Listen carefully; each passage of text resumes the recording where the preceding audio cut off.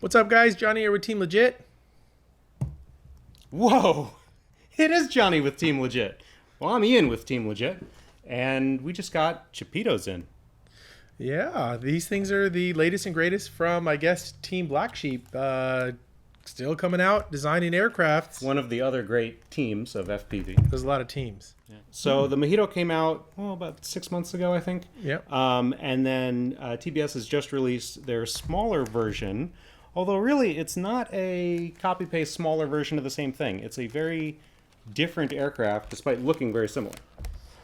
It's quite a bit smaller. This will be a great little park flyer. 50 inches is the size of the Mojito, and then the Chupito is 31 and a half, call it 32. Johnny, if you pick up both of those in your hands at the same time, what's the impression you get? Can you pick up both at the same time? Yeah, actually, it's quite a bit quite a bit difference in the weight. This guy is much heavier. Looks like it's got a lot of injection molded plastic, which probably adds to a lot of that weight. Big boy's definitely going to need some speed with the really narrow and thin wing envelope. The cord thickness on the Chupito wing is about 12%. The Mojito is about 8%.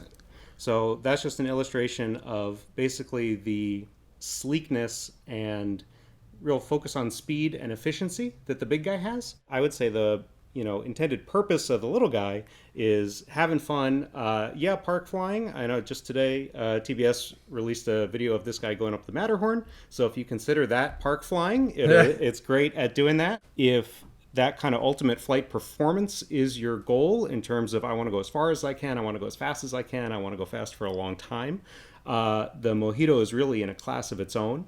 And that's what we mean when we say it's not a smaller version of the same aircraft. So comparing the two, let's check out the bays. Sorry, we had keys to open ours before, but now it's push to start. Push to start. And so you kind of push on these little points on here, and this guy's got some raised edges. Kind of looks like the Spectrum logo. I don't know why. I don't know why Spectrum was endorsing that. It's got a large battery section, but that spot for the flight controller in the back is pretty small, and that probably ties into the next thing where TBS does have a new all-in-one unit for wings, all-in-one in a wing context, meaning flight controller and ESC in the same unit, and we'll have those shortly. On the Mojito, I love that the nose comes off. And the Mojito certainly has the size and the wing area to carry something like a full-size GoPro, a full, one of the newer crop of 360 cameras that have come out. And I know TBS has demonstrated 360 footage from the little guy, but it would be... My Insta X5 probably weighs a third of what that entire aircraft weighs flying. So it would be tough, I think. The lighter the aircraft is, the better it's going to fly, better it's going to perform. Absolutely. And, you're going to have a wider flight envelope. You can go faster, slower, however you... Even more important, the smaller you go on the aircraft. So the larger the aircraft, the more it'll tolerate, in general, weight being added to it. The little guys, they get out of alignment. The handling gets spoiled quite quickly when you add weight to the little guys. Their characteristics change widely. This guy looks like it's pretty much set up for a DJI 03, 04. Pretty versatile, putting different cameras in there, and then it just slides in and keys right into the front. Actually, I really like the way you mentioned cooling. Both of these aircraft, they kind of have almost a jet fighter. Makes me think of the 1950s or something. Like a Sabre intake? Exactly. It has a Sabre air inlet on the nose, and that's going to just ram cold air right onto the HD system. With great power comes heating. The big guy also has LED strips, so it doesn't come with the lights, but on the leading edge, the Mojito has removable strips on both the tail and the wings that come off, and you can put rope lights underneath, which is really cool. Little guy doesn't get that.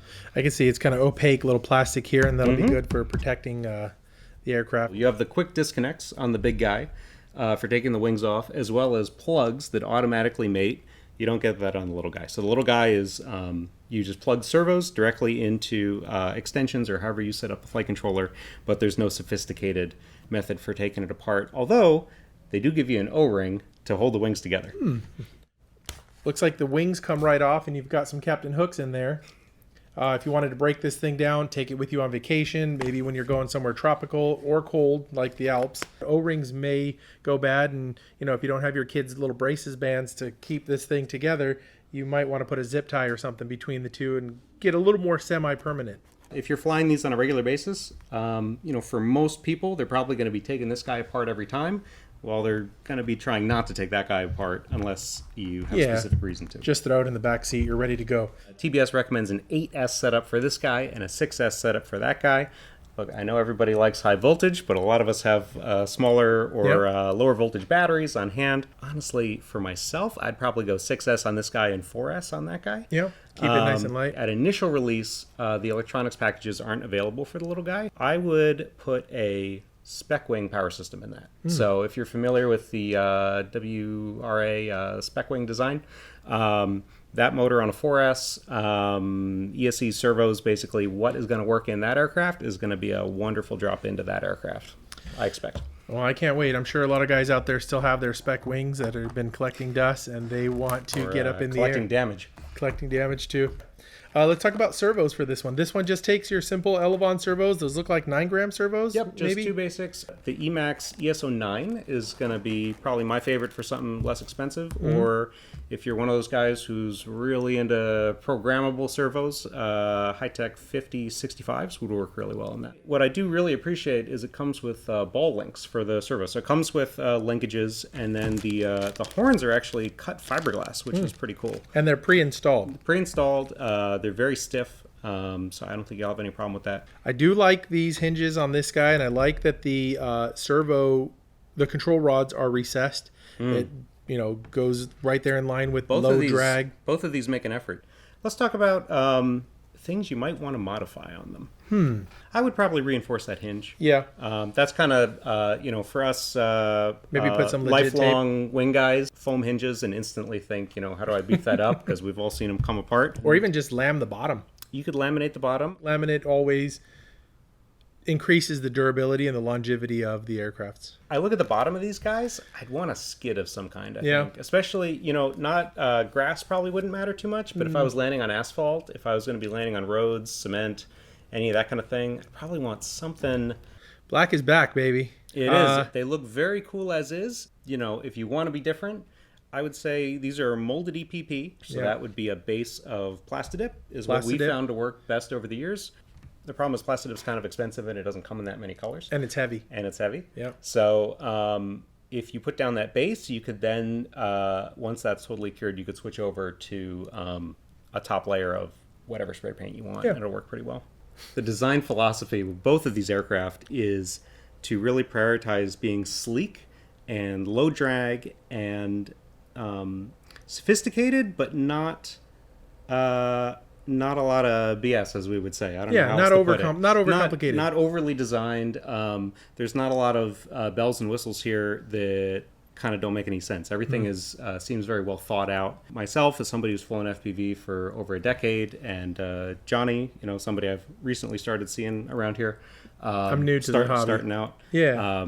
We both really appreciate that. The Mojo? What were we calling I think we were calling, this one was the Mojito and the Mojito and Chupito.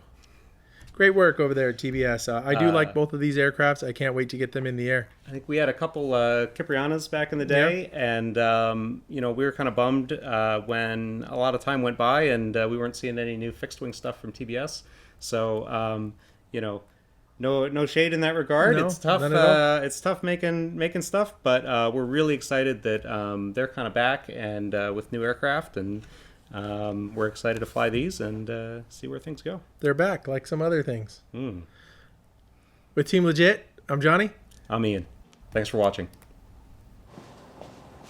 Okay, good. It was recording. You don't have to do that again.